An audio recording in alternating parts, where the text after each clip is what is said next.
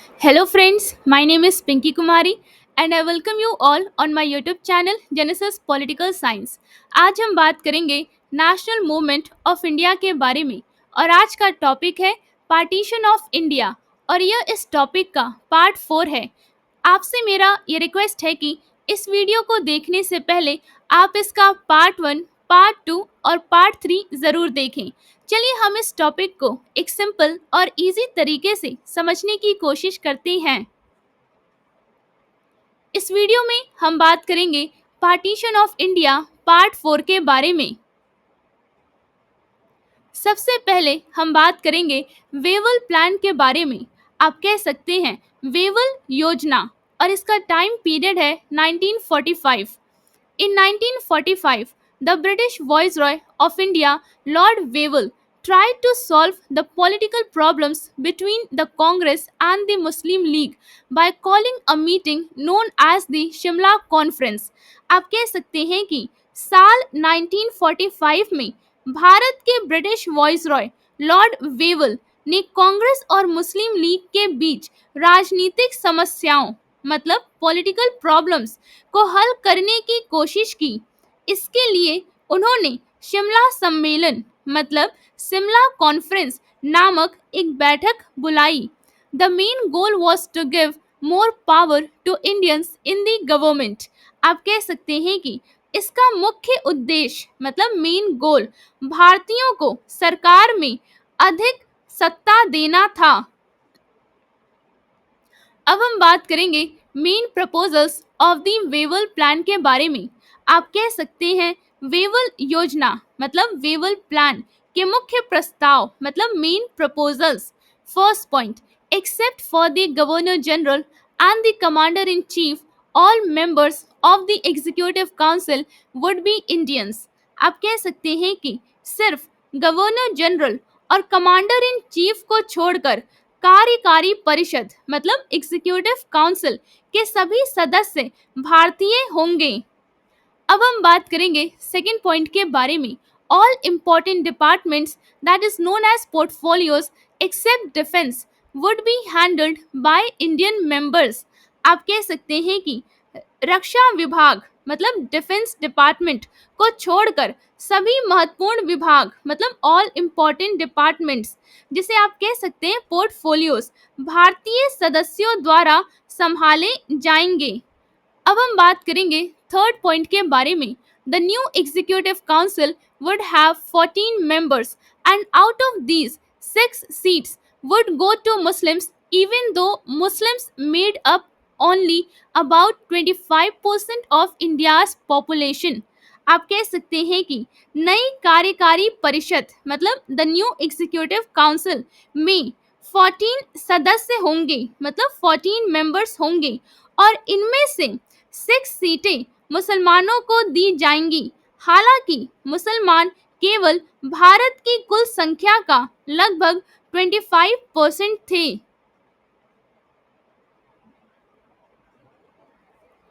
अब हम बात करेंगे failure of the Wavell plan के बारे में। आप कह सकते हैं वेवल योजना मतलब वेवल प्लान की विफलता मतलब failure. First point, Jinnah the leader of the Muslim League said that only the Muslim League had the right to represent all Muslims in India. आप कह सकते हैं कि जिन्ना मुस्लिम लीग के नेता ने कहा कि केवल मुस्लिम लीग को ही भारत के सभी मुसलमानों का प्रतिनिधित्व करने का अधिकार है। अब हम बात करेंगे सेकेंड पॉइंट के बारे में। The Congress disagreed and said that the league could not choose every Muslim representative as there were Muslims in Congress too। आप कह सकते हैं कि कांग्रेस असहमत हुई मतलब डिसएग्री हुई और कहा कि लीग हर मुसलमान प्रतिनिधि मतलब मुस्लिम रिप्रेजेंटेटिव का चयन नहीं कर सकती क्योंकि कांग्रेस में भी मुसलमान सदस्य थे। Because of these disagreements between Congress and the Muslim League, the Shimla Conference failed and the Wavell Plan was not implemented। आप कह सकते हैं कि कांग्रेस और मुस्लिम लीग के बीच इन मतभेदों के कारण शिमला सम्मेलन मतलब शिमला कॉन्फ्रेंस विफल हो गया और वेवल योजना मतलब वेवल प्लान लागू नहीं हो सकी। द वेवल प्लान, जिसका टाइम पीरियड है 1945, was another failed attempt to bring unity between political parties as both sides refused to compromise on who truly represented India's Muslims। आप कह सकते हैं कि वेवल योजना मतलब वेवल प्लान, जिसका टाइम पीरियड है 1945, राजनीतिक पार्टियों मतलब कि आप कह सकते हैं पॉलिटिकल पार्टीज के बीच एकता लाने का एक और असफल प्रयास था और दोनों पक्ष इस बात पर समझौता करने से इनकार कर गए कि वास्तव में भारत के मुसलमानों का प्रतिनिधित्व कौन करता है। अब हम बात करेंगे इलेक्शंस के बारे में, आप कह सकते हैं चुनाव के बारे में, और इसका टाइम पीरियड है 1945 से लेकर 1946। In 1945 to 1946 elections were held in India to choose new members for the Central Legislative Assembly and Provincial Assemblies। आप कह सकते हैं कि साल 1945 से लेकर 1946 में भारत में केंद्रीय विधायिका मतलब कि सेंट्रल लेजिस्लेटिव असेंबली और प्रांतीय विधान सभाओं मतलब प्रोविंशियल असेंबलीज के नए सदस्य मतलब न्यू मेंबर्स चुनने के लिए चुनाव कराए गए। These elections took place at a time when there was serious conflict between the Congress and the Muslim League। आप कह सकते हैं कि ये चुनाव उस समय हुए जब कांग्रेस और मुस्लिम लीग के बीच गंभीर संघर्ष चल रहा था। The result showed how deeply divided India had become along religious lines।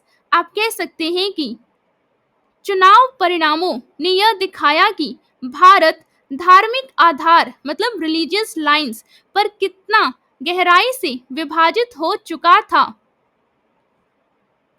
अब हम बात करेंगे huge win for the Muslim league के बारे में।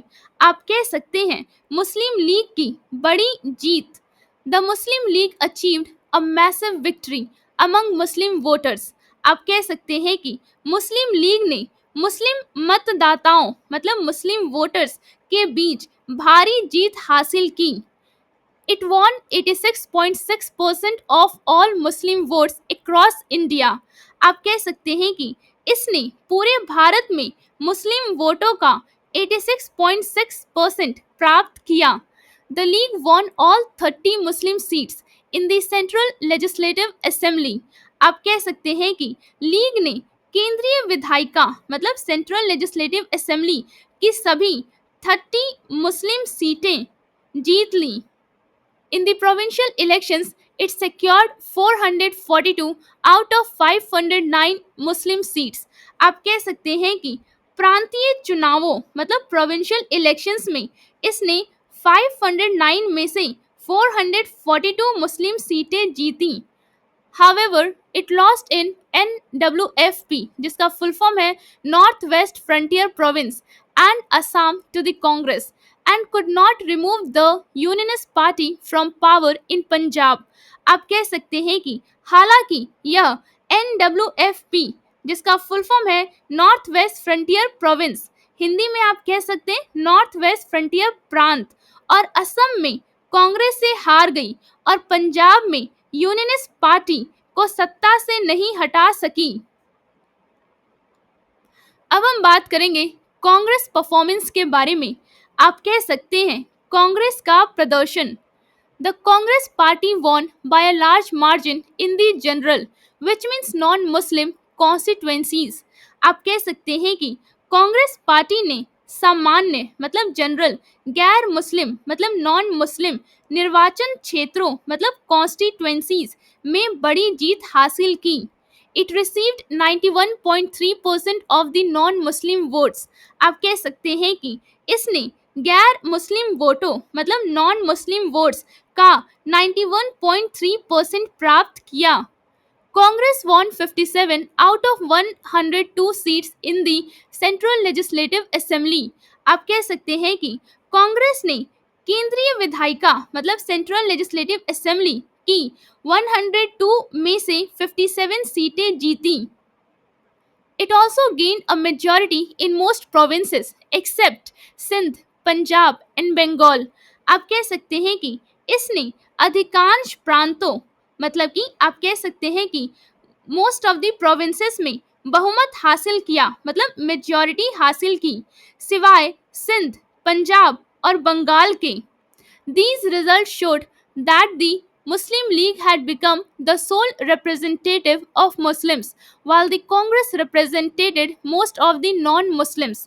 आप कह सकते हैं कि इन परिणामों ने दिखाया कि मुस्लिम लीग मुसलमानों की एकमात्र प्रतिनिधि बन गई थी, जबकि कांग्रेस अधिकांश गैर मुसलमानों का प्रतिनिधित्व कर रही थी.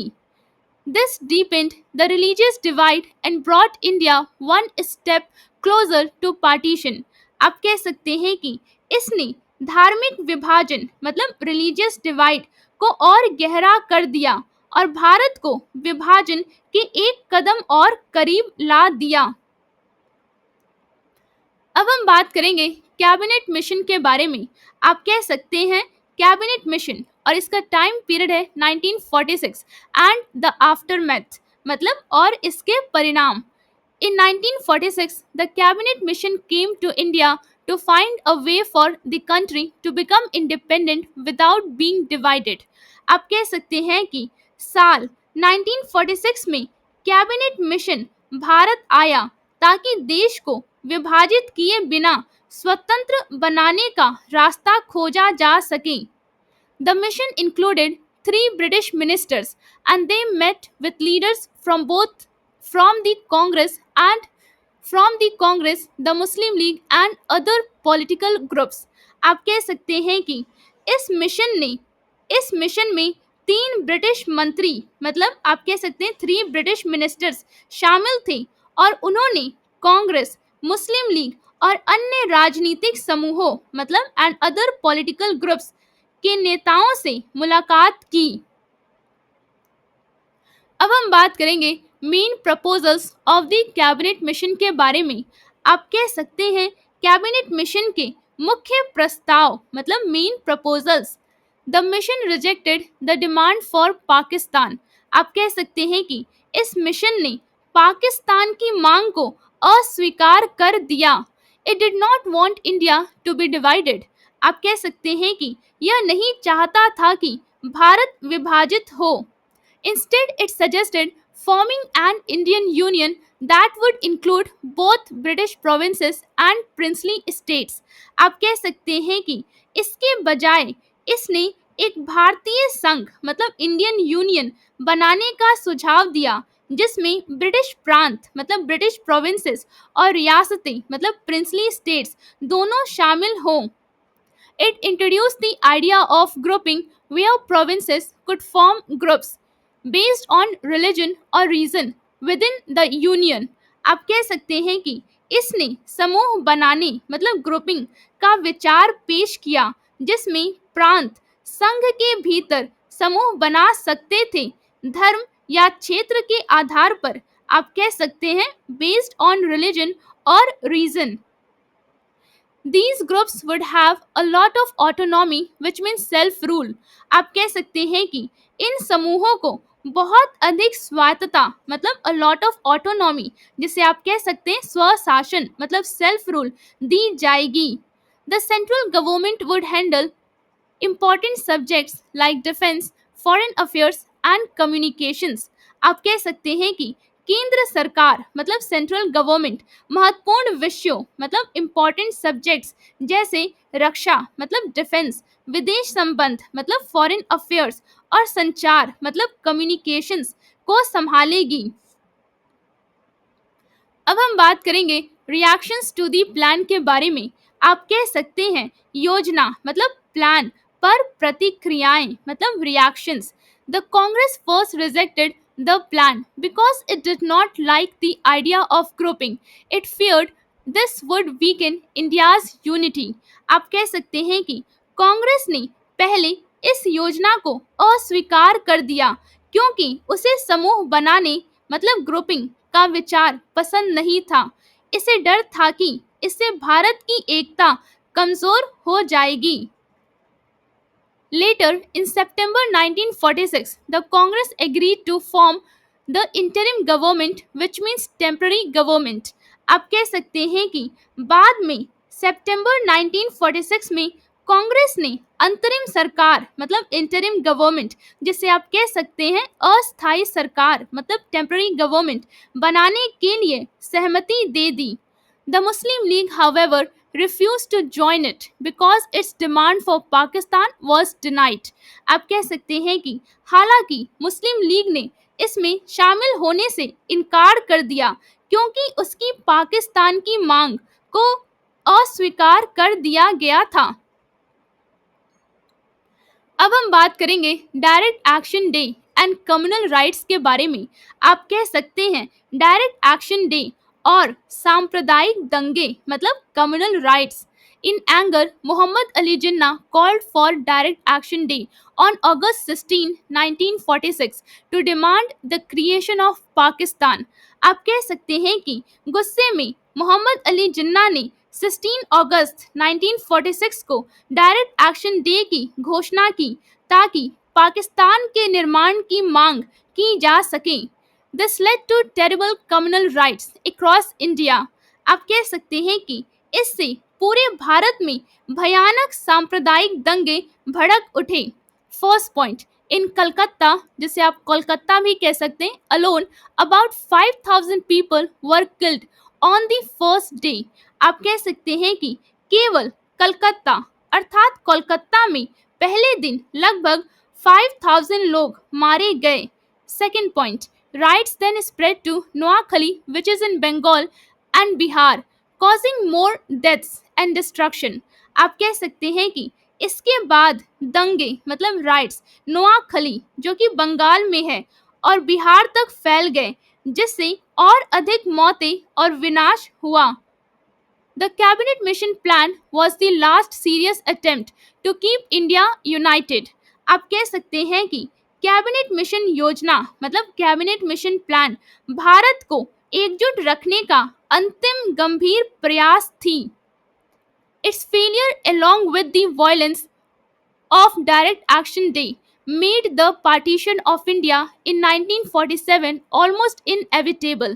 आप कह सकते हैं कि इसकी विफलता मतलब फेलियर और डायरेक्ट एक्शन डे के हिंसक घटनाओं के कारण 1947 में भारत का विभाजन लगभग अनिवार्य हो गया.